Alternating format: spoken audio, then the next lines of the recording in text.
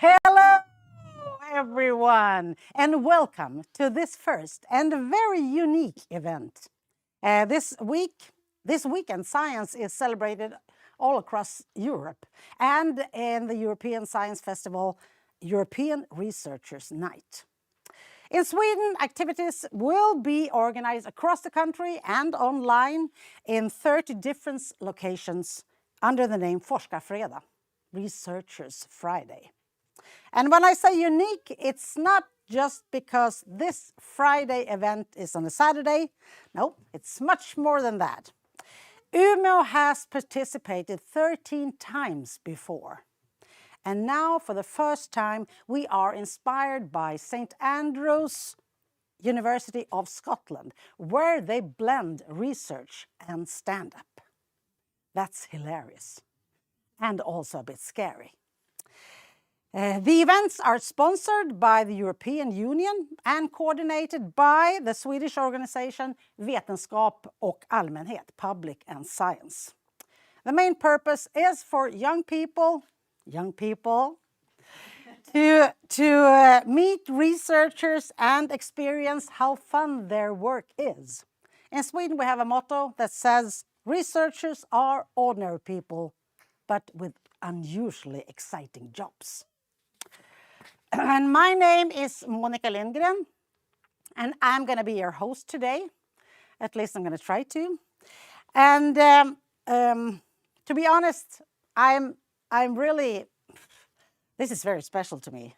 I feel really honored. Please come in, please come in.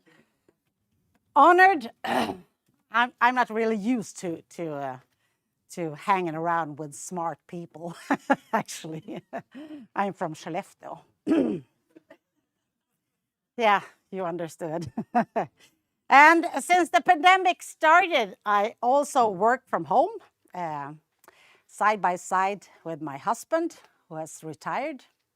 And I must say that it's really challenging to be home together all the time, you know. It makes me think and wonder if, I'm beginning to understand that 40 years of my life may have been devoted to a mistake. Yes. You love your husband. Yes, I do. Welcome. I love my husband. He's kind and he's lovely and he's everything. But when you hang around all the day, it's sort of you see everything that also isn't so good. He's kind and well, maybe not so clever all the time. I usually say that sometimes I wonder if the elevator ever reaches the top floor, you know. It's a bit of a blank here. Well, he's not very technical. I figured that out. He thinks there are too many moving parts in an iron skewer. And that's only one. So I try to be positive. I try to entertain him with jokes. I said last week, I'm going to try it on you too. Do you know the difference between a man's brain and an olive? The color. Yeah. He couldn't figure it out even. But maybe this isn't interesting for you, really. You're into science. You are maybe not married. You don't know. That's also very interesting. Singles to the left, married to the right. I think being married is, I usually compare it to a 3-course dinner that starts with a dessert. And after a while, it becomes a little bit like a lunch sausage. And in the end, it stops in the feeling of rotten herring. Yeah, and that is where I am now. So every day isn't a happy day. But I can see there are both men and women here, and I maybe should look for something new today. Yes. You look healthy and young. If they are too small, you can have them all. Yes. No, I'm not going to be really rude.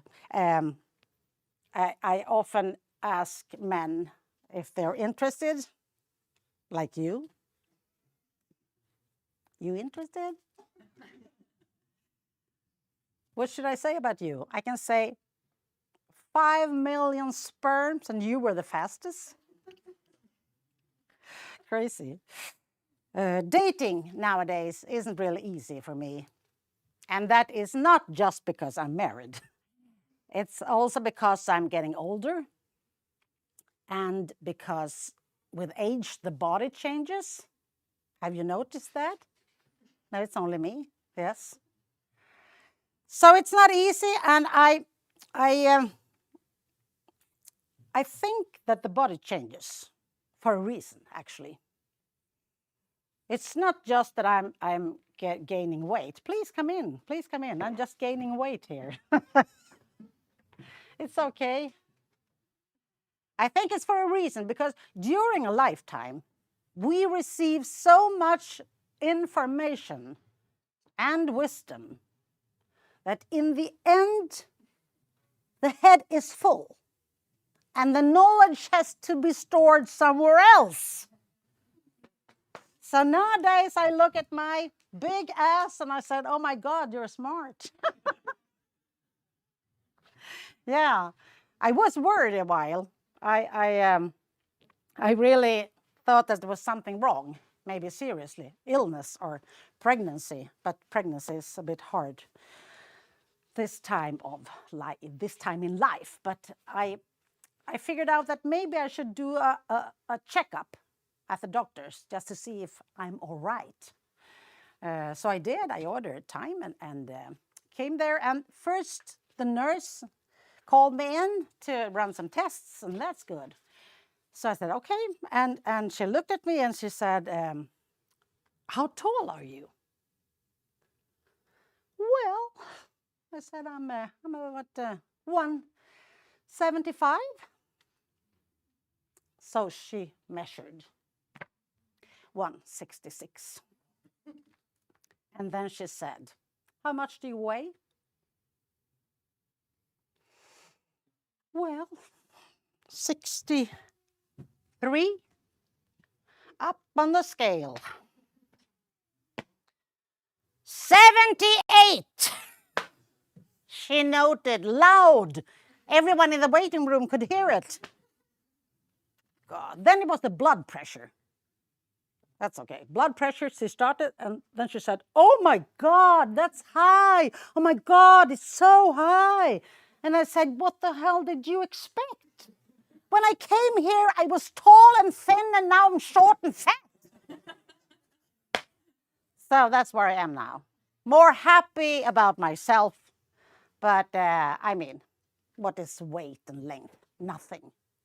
It's what's inside that's most important. And now it's time for us to meet. I have to check my clock. Yes, it's time for us to meet 5 researchers that are smart and brave and very funny. They're going to present their research as stand-up. And I think it's so impressive. Really, really impressive. Yes, good. And we are going to be so supportive. We're going to give them so much laughter and so much love. And I think that when they leave the stage, they should be about several inches taller than what they are now. At least 175. Yeah. So I want to test your skills. I want us all to applaud. Good, good. Then I want us all to cheer. Woo! And then stomp your feet like this. Oh! Now, do it all together. 1, 2, 3. Woo! Perfect. Approved. Because it's tricky to be audience today. If I don't approve you, you had to be going out. But now you can stay. Absolutely, you can stay. And we only have one rule today. No heckling. If you want to shout insulting comments or heckle someone, you can heckle me. And I will say, fuck off.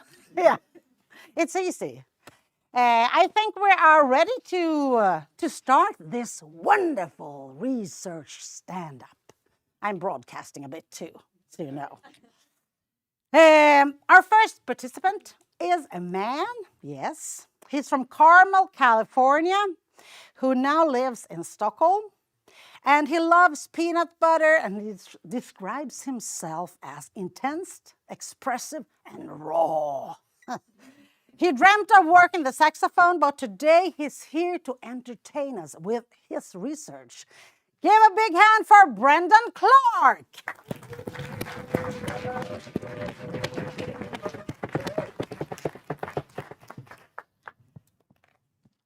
Thank you. My name is Brendan Clark, and my discipline is design anthropology. And if you don't know what design anthropology is, don't worry, we don't know either. All we do is try to figure out what this means. But it's something about all the stuff in the world and how we make the stuff, the products, the services, and understanding how it might change things, change human behavior. And so we explore this, and I think as an example, I can use the example of a mask. Let's say through the pandemic, we've noticed that masks actually support people with social anxiety, let's say. And we want to design a new mask. And so we need to explore this a little bit more. And so what we want to do is we want to figure out how people experience emotionally wearing a mask when they come into some sort of situation, going to the store or going into the library. How is it it's affecting their emotions and when they get it out and put it on? But also this other side of how is everybody else experiencing this? And how might anxiety be working for both of these parties? So we'll look at some everyday situations of going into the store or going to the library, but also more extreme situations. If you're wearing a mask and you go into your salary discussion with your boss, how might this be? How might this affect the situation? Or if you come into that salary talk and your boss is wearing a mask, what might this say? How might this affect you emotionally? Or maybe how might it affect your bank account for that matter? But in these extreme cases, I'll use some experiential data, something from my own life. And that is, I was mugged in Stockholm. I was attacked. And, so there I am. It's 10 at night. I'm going through the park, wearing my headphones, listening to my music, the headphones, the big white ones that say, I'm not available for interaction. They also say, I will not realize it if you're sneaking up behind me. And so my first realization that somebody was doing this was I felt a big weight on my back and an arm locked around my neck, choking me. And I thought this was my buddy Edwin, just, hey, man, I didn't even know you were in town. Oh, my neck, just sort of exaggerated in his introduction or his hello. But when I looked up at this guy, and he's wearing this camouflage mask. And this sent me 3 messages. 1, I'm being attacked. 2, I'm not in a very good position in this interaction. And 3, I might be dealing with somebody who has social anxiety issues. And I mean, this is where, we want to sort of unpack this a bit. What is this like for this guy? What's his day like? I mean, when he started off, was he in front of the mirror and just oh, which mask should I wear today? And I want to know, did he go through 4 or 5 masks and think oh, well, I'm feeling a bit of a hunter today, so I'm going to wear the camouflage. but I wasn't able to do that. Instead, of course, I resorted to some questions.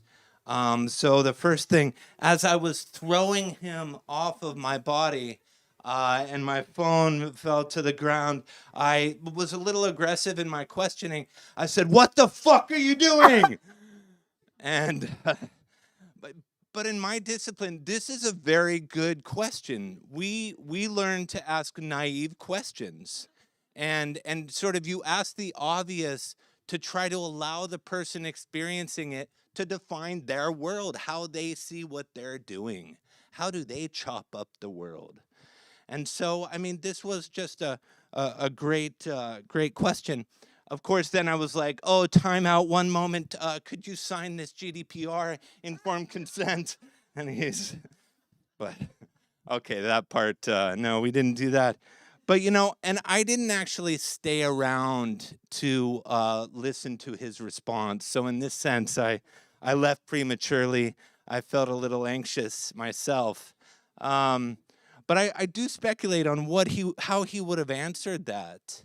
What the fuck are you doing? It might have been, I was just test driving a new mask for my social anxiety.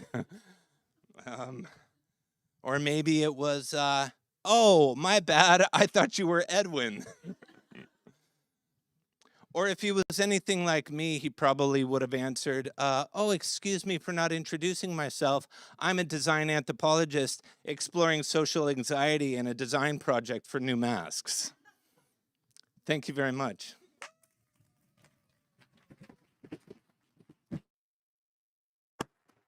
Brandon Clark, thank you so much. Thank you so much. Oh, lovely, lovely, lovely. We are learning new things and we're getting new experiences through our researchers. And it's time for number 2.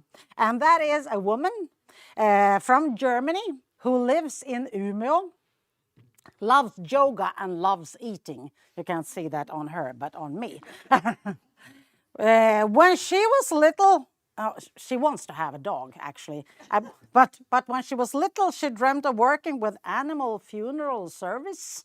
So I don't know if dog is a good thing for her. Alive. At least, she describes herself with 3 words: nature, science, and art. Please welcome Christina Julius.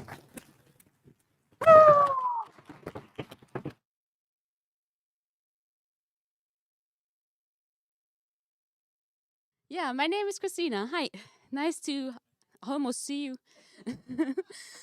I'm a molecular biologist. You can recognize a molecular biologist because they are much smaller than a regular biologist. Yeah, I study stress, molecular stress, also much smaller than regular stress. But actually what I study is the stress on the molecular level that happens in your cells when you have some form of nutrient limitation. But I feel that throughout my career as a researcher and my science studies, I've also studied regular stress in detail. And I was able to devise a 3-point stress scale to classify stress in academia. So I would like to tell you about this. When you are a bachelor student, you are likely to discover the first level of stress. So you have some tight deadlines, you have exam periods, and you are studying 24/7. And you stop taking care of your personal hygiene. It's gonna happen. And this is, I think, where this trope of the crazy-looking scientist comes from. Because you have like the wild hair, maybe your nails growing out, bushy beard, and it wasn't just me who looked like that. All of the students. Yeah, so then later you reach the second level of stress. And this is characterized by an intense emotional overreaction that can be triggered by anything. For me, it was when I went to the cafeteria and I was eating a tomato salad and I dropped a tomato. And I dropped my dignity because I started crying for a tomato. So I guess the salad was really good. 12 out of 10 would eat again. Yeah, but then if you stay on this level of stress for a few years while you study, then eventually you will reach the third level. And this is where it gets interesting, and you all know these kind of people. This is this is where the real scientist personality is born. Because what happens is you develop some peculiar interests, and you call this a work-life balance. Myself, it was when I was a PhD student and I had just moved to a new city, and I was a bit lonely, and I wanted to have a pet. Not to a funeral, but maybe, yeah, just to cuddle and to, keep me company. So I got myself 2 beautiful giant African land snails. And I thought snails would make great pets because they lead this inspiring hedonistic lifestyle that I was looking for as a student. So, like relaxing, eating, and a lot of sex. So my snails, they were very sexually active. Therefore, I had to take precautions to not have a lot of baby snails. So about once a week, I would go and I would take the eggs that my snails have had, and I would, let them sleep with the fishes.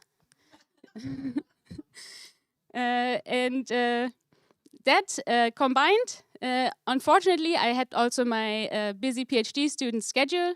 So life found its way eventually, and I had an overpopulation issue. So obviously, I turned to international politics for advice. And I realized that capitalism and deportation go really well together. So I sold my babies on eBay. So pretty soon, this guy messaged me and he asked me, do you still have any snails? And I was drowning in snails, so I said, yes, how many do you want? And he said, send me all that you have. And I was like, yes, I could do this. And I sent him 210 snails. This is probably where the term snail mail comes from, I guess. I still sometimes think about this guy because I wonder, what has become of him? They are giant African land snails, and they do try to eat you. But it's not my problem anymore, I guess. But I'm actually here to talk about my research in molecular stress. So I'm going to do that now. Have you maybe ever heard of this phrase? The mitochondrion is the powerhouse of the cell. Yeah, so people say that because the mitochondrion produces energy molecules, like in brief. But actually, my research doesn't have anything to do with mitochondria. I just like this analogy, because if you think that the mitochondrion is like a power plant, then maybe the rest of the cell could be some sort of a city. So it has a power plant, it has a city wall, it has some other buildings, like for example, an architecture firm. This architecture firm has all the blueprints for the city. That's the DNA. And when a new building is going to be built, then the architects contact a construction company, and this is what I studied. The construction company in the cell is called the ribosome. So in theory, everything works out really nicely. The construction company gets the instructions for the new building and the building materials, and then they start building this new house. So, but in real life, as you have probably noticed also, and the same happens also in the cell, the construction site experienced some sort of delivery problems, shortage of supplies, and the construction is stalled. The exact same thing also happens in the cell. So this is a form of stress that has to be resolved. How is it resolved? The manager of the construction company goes to these workers. They are just standing around the hall, doing nothing, having fika maybe, and ask them, why are you not working? And they say, yes, we have a shortage of supplies, we can't work. So what he does is he goes and he makes a lot of phone calls throughout the cell to resolve this issue. And the phone calls, they sound a little bit like this. Beep, beep, GPP, beep, beep, GPP. Because that's actually the name of the molecule in bacteria that is used to transmit this stress signal throughout the cell. Yeah, but the problem doesn't end there, because still these workers, they are standing around the hall and doing nothing. So what happens in the cell is the same thing that happens also on a real construction site. Basically, the manager goes to the workers and he chops off their heads and he kills them. And this is how the stress is resolved. Yeah, so I guess altogether, despite the stress, I'm still happy that I'm a scientist and not a ribosome. This is it.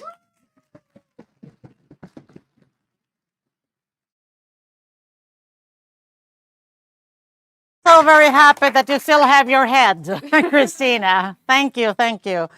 Stress looks about the same in my kind of work. I work at the theater in Skellefteå as a producer and an actor and comedian, and I'm waiting, I'm just waiting for the next step to happen, actually.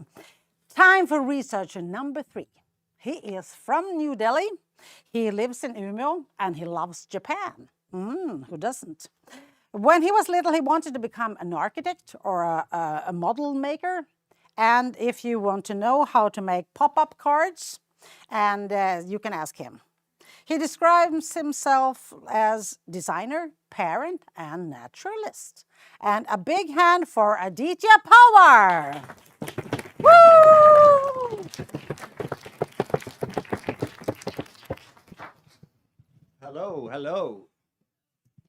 So, first I have to give you a cautionary note. I've got these cheat sheets hidden all over my body, in my pockets, embroidered in my socks. So if I reach out suddenly, don't be alarmed. Okay, so I was born on 1st July 1983. On the second day, I learned how to wriggle my toes and fingers. And on the third day, I knew that I wanted to be a researcher. I was convinced of it. And on the fourth day, I got my parents to sign a consent form so they wouldn't post nude pictures of me on Instagram. It was very important. I hope you're having a great day, and thank you for being here. My name is Aditya, and a few quick facts about me. I'm a Swedish Indian living in Umeå. I work at the Umeå Institute of Design, and I love comics and pop-up books and all things crafty.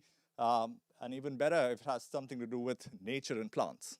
So that's me in short. So now let's get back to my research. That's what I'm here to talk to you about. You're welcome. So what do? I study how people collaborate and potentially help them collaborate better with other people. It's a tough job. And I'm going to give you some stories about how that worked out for me and how my study ended. But before that, I'm going to tell you my professional research motto, which is happy collaborations lead to happy people. Right, so the 3 stories I'm going to present to you now from my research cases have in some ways changed me and my perception of what good collaboration is. So the first story that I want to tell you is when I started working with grassroots organizations, environmental groups within Umeå, and in particular, the urban gardeners. I really got into their activities. I started digging earth. I started going to harvest parties, dumpster diving, the whole shebang. It was really interesting. Free food, you see. But quickly, the story turned. I got into guerrilla gardening. Guerrilla gardening is a specific form of gardening, and I started making seed bombs. Now, seed bombs are not your regular bombs. They are much more dangerous. They are made of clumps of earth embedded with lots of seeds from different plant species. And you know where I like throwing them? In carefully manicured municipal parks. So you can imagine me with grime on my face, big gardening boots, your rain clothes, hiding behind a bush, totally camouflaged, and as soon as it's dark, there goes a bomb, whoosh, thyme. There goes a bomb, and it's tomato this time, another bomb, and a random flower. And soon, in a month or two, especially in summer, the manicured garden is transformed into a wild, beautiful scene, just the way I like it. So that was, and this story is something special because it transformed me from a person who just likes good tomatoes in his salad to somebody who likes the environment so much so that he's an activist now. So it's a story of transformation, and I call it from a collaborator to a fellow conspirator. My second story is in a different setting. It is with somebody high on in the sort of a cultural authority pretty high up in Umeå, a person who must not be named. And I was invited to his office to pitch a proposal for a concept. And I went there very eager because this could be my dream collaboration. I was just starting out my PhD, doing my research, and we hit it off really well. We get along. The idea is accepted. This person likes it, and I'm grateful, really. And we shake hands, and I'm almost out of the door. And he calls me back and says, "Wait, Aditya, come back." And he hands me this folder, this sheaf of papers, and he says, "You got to sign this consent form." And I look through it. It takes me a while. I look through it, and I realize if I sign this, he owns me, my house, and my comic book collection. And I like comics, right? So, so it was a terrible, terrible deal. And as you would expect, I signed it. I signed it because I had no option. I was a new designer, new in town. And, I could murder him to get out of the contract, but of course that didn't occur to me, right? So this story I call collaboration in chains. When people tie you down in contractual arrangements and all kinds of other ways, where creativity is really stifled, it happens. My third story is about a similar setting, different circumstances. I'm approached by a public organization, similar story. They want me to pitch an idea so we can make a collaborative project. But this time I got wise, right? So I take a contract that I drafted. And I take it to him and say, "Hey, let's work together. Maybe you like my idea." And I got a contract. He says, No. We don't do contracts. We believe in mutual trust. And I go, "Oh, I like mutual trust. I could totally live with that. Yeah, that's my gig. Yeah, I vibe with you. Absolutely." And he loves my idea.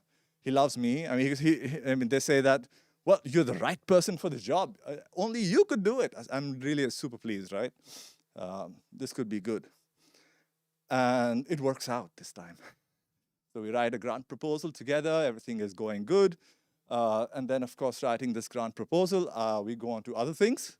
And then after a while, a few months pass by, I meet this chap again on the street.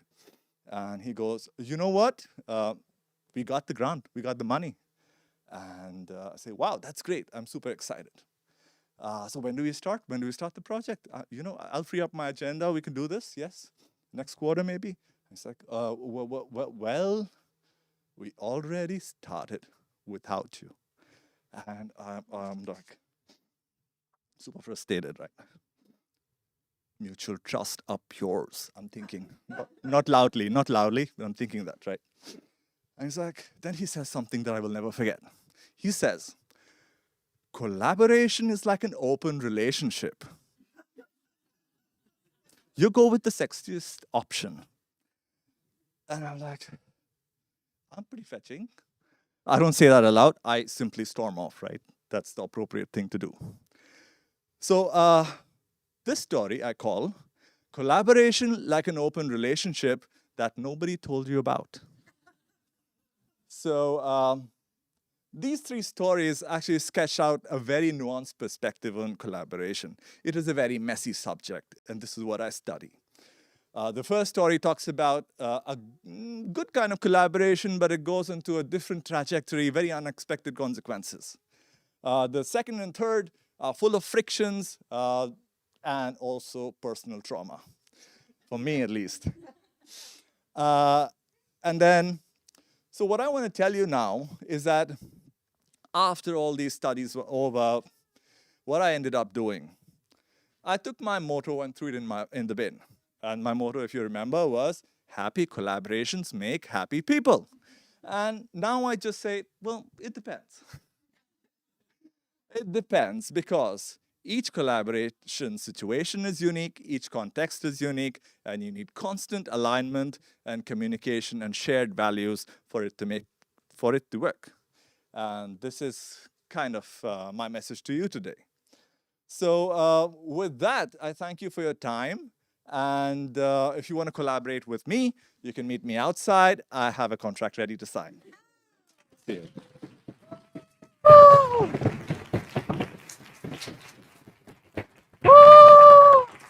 Aditya, thank you so much. Thank you so much. Open relationships. That's interesting in many ways. Okay, researcher number 4 is a woman. She is born in Germany. She lives in Uppsala and Umeå. She's not schizophrenic, you know. She loves plants in every way. And she loves also to learn other languages, playing the flute, sewing clothes, and she dreamt of becoming a witch who saves the world. And that I think is what she does as a scientist. So, ladies and gentlemen, please meet Judith Lundberg Fountain.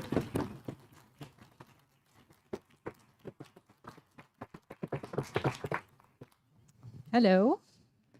Yes, my name is Judith and I'm a researcher, at least until today. We'll see how that continues.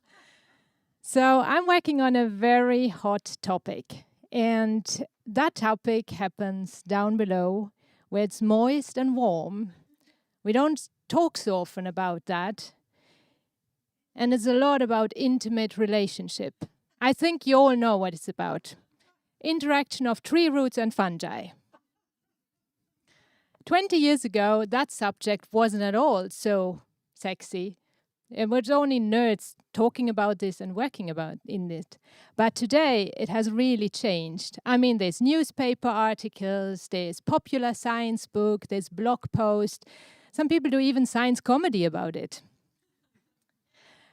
And it's fine. It's fun. I mean, we have found all kind of words to describe this relationship. The wood wide web, the social life of the forest, the hidden life of trees. I was thinking if I would write a book about it, I would probably call it The 50 Shades of Fun Guys. So Swedes usually love the forests and the mushrooms growing in the forest and coming out in the forest now. I usually say there's 3 seasons in Sweden. It's winter, it's summer, and it's mushroom mania. So right now we are into mushroom mania, and well, I can see people going with baskets and with all their knowledge, and they have all the book in their head to know exactly what to pick. And they go out into the forest, and they are there in the wilderness, in between of 2 clear cuts, looking for their favorite friends. But well, you know, I'm not so comfortable with the forest, actually. I love to be rather in the lab, and also I mean, the bears and the wolves and the mosquitoes, and especially all these mushroom-picking Swedes. I'm from the very civilized area of the Ruhr in Germany, and my encounter with mushrooms is usually this very thin, finely sliced specimen on a pizza. And in my lab, when I work with mushrooms and fungi, I have them growing neatly on these petri dishes where I can have them under control and I know exactly where they are. But we have a good collection there from all these fungi in the forest. But there is a second collection that not so many people are aware of. And that's really the really spectacular, colorful, exotic species. And they like to grow in cold conditions, 4 degrees around, and they grow and prefer a lot of different substrates. You can have them on the curry and on the bratwurst and on the crepe and on the spring rolls and falukorv. They really love those. I would just prefer that my colleagues would do the experiment somewhere else than in our lunchroom in the fridge. So, as I told you, my research is about what is happening down below, and the wood wide web is very important. The trees are connected by these different fungi underground, and they communicate with each other, they help each other to grow. And I find that, it's really complex because you have thousands of fungi and you have also many different tree species. And what I want to understand is how do they actually find each other and interact with each other. But also, nature is a big source of inspiration for us humans. We source inspirations for arts, for philosophy, for engineering. And for my part, I've sourced inspiration from this relationship about online dating. So, online dating, I found, is actually a great way to date people outside instead of like colleagues or students. So, sometimes I feel there's all these great things in the real world that I don't know about. So, it's a bit special of being a scientist. But, I decided to take some inspiration of my research in order to find out how to do this with the online dating. So when I was sitting in the lab and waiting, as so often, for the centrifuge to finish spinning, I thought, well, now's my time. I'm going to register on one of these websites. And there's so many different ones. What should you choose? Where should you go? It's like all kind of a forest on its own.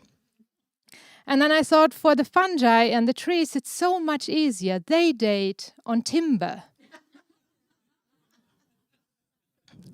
And that has been a much more popular website for the trees as compared to matches.com.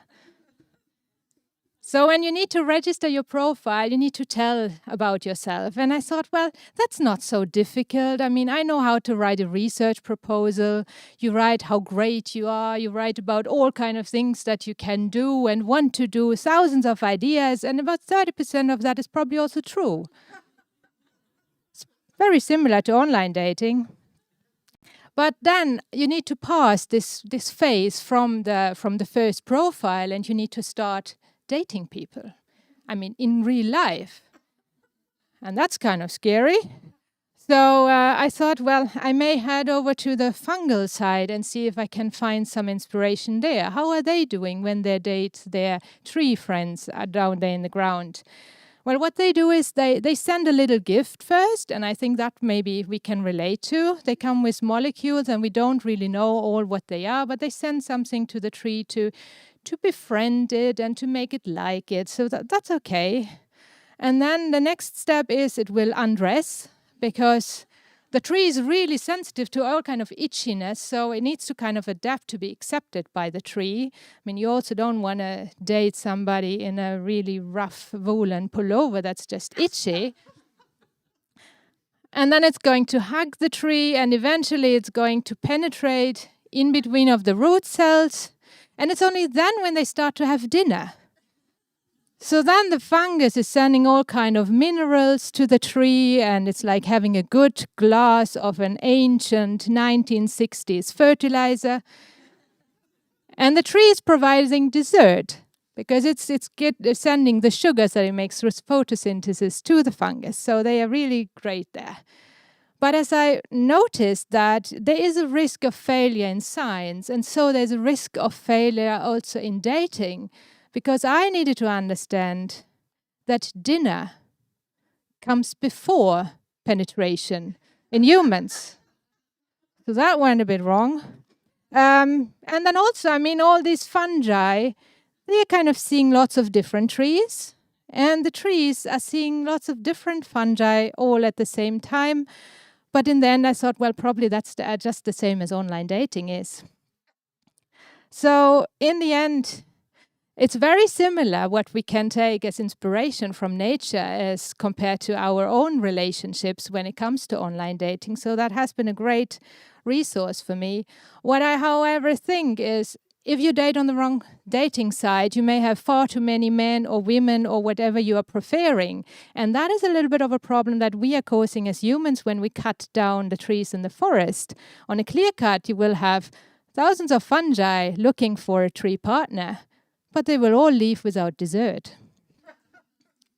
So as a final learning that I got from this time and from my research is that even if you own a microscope, don't write into your dating profile, size does not matter. Judith, here. Oh, So much knowledge, Judith. Thank you very much.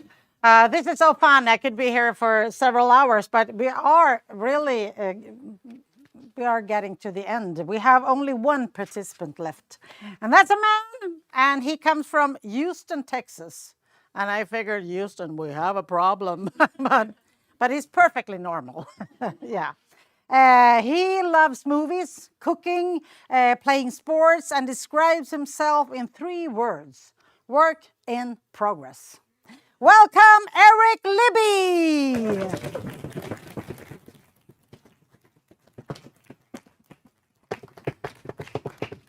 Thank you. Yeah, hi. Hi. My wife signed me up for this. Yeah. And I know what you're thinking. Oh, your wife must think you're funny and she wants to share you with the world. Isn't that great? But I know better.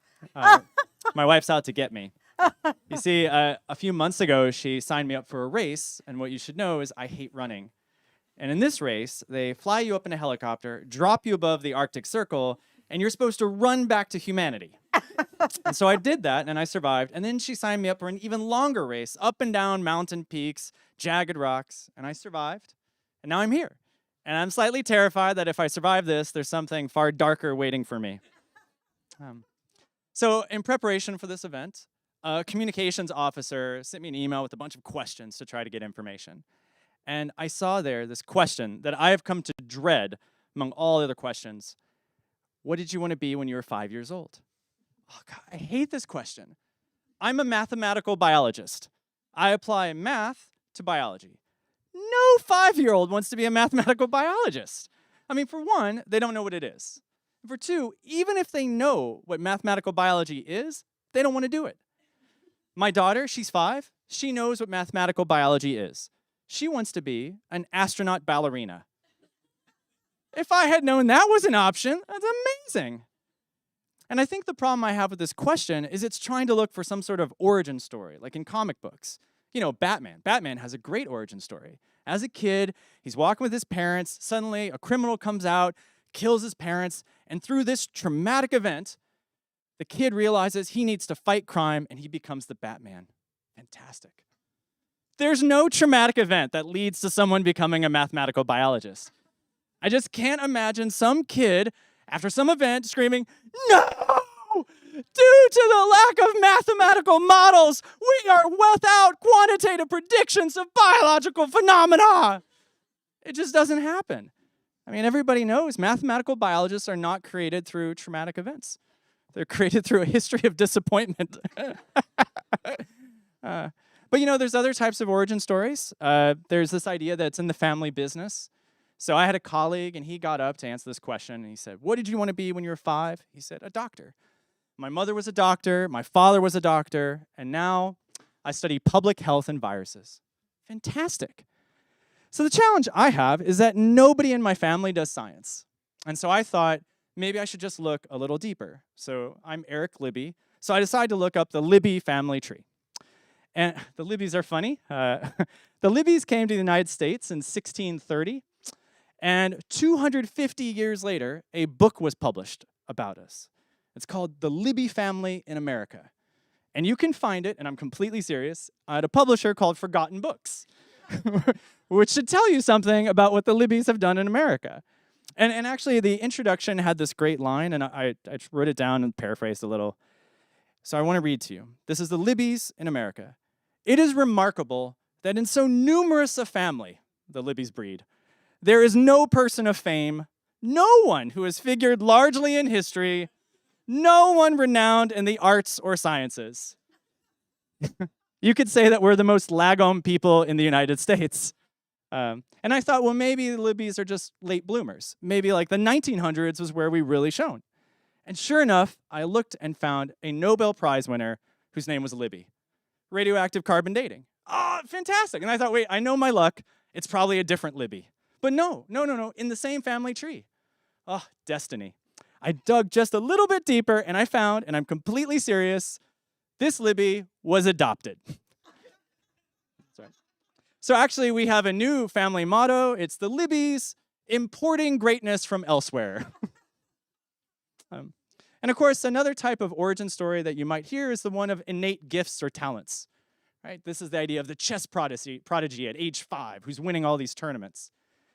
So I have a collaborator who's a yeast biologist, and sure enough, there are pictures of him at 5 and 8 years old doing experiments with yeast. I had no scientific talent whatsoever. In fact, I only did one science fair in my entire life, and it was in high school, and it was called Disaster Plants.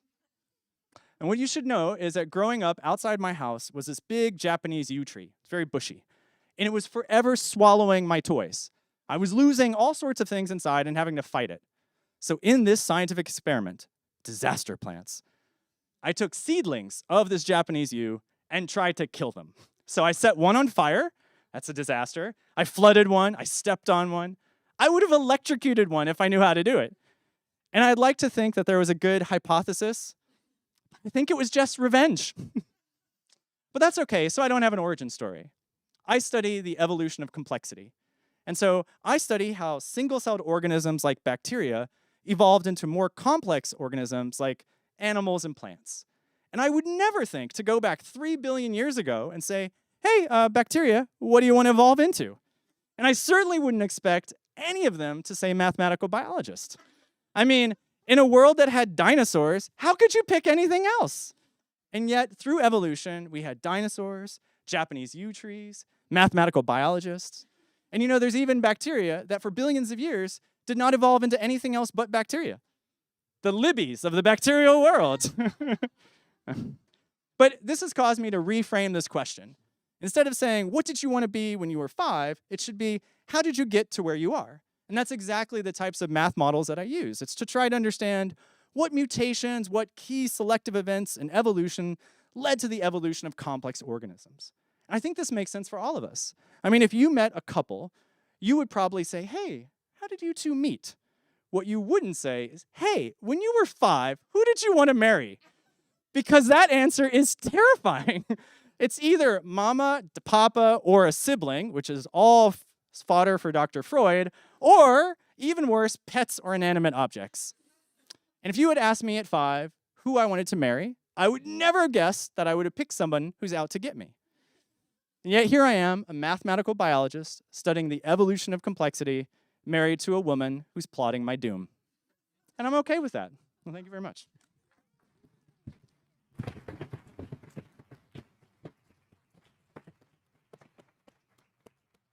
Thank you, Eric. Thank you, Eric. Oh my God, so much knowledge.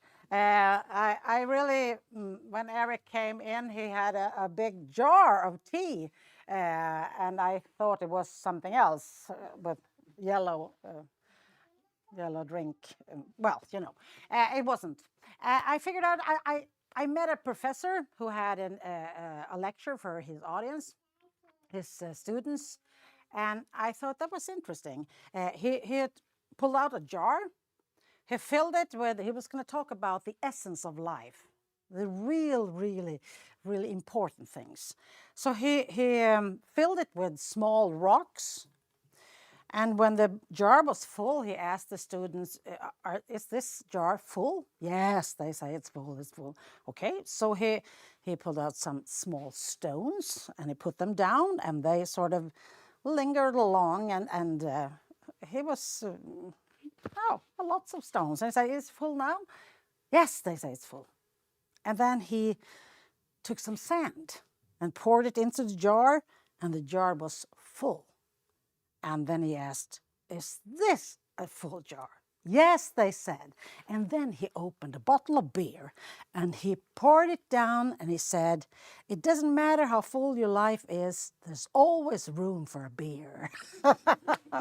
So it's time for us to take this, to meet these wonderful researchers once again and thank them with cheers and joys and stomp and everything. Brendan Clark, Christina Julius, Aditya Power, Judith Lundberg Felton, and Eric Libby.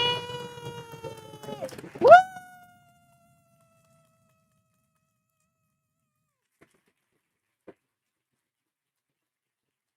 Wow! Wow! And here's some presents. I was so impressed. I'm gonna finish now as a comedian, and I'm gonna start as a researcher. Just give me a topic. Oh, you were amazing, and the audience, they love you, and I think they should love you once more. Yeah. Oh. Thank you all for coming here today. I want you to take these knowledges with you, go home, take care, make love, but not in the garden. Love is blind, but not your neighbors. Thank you all.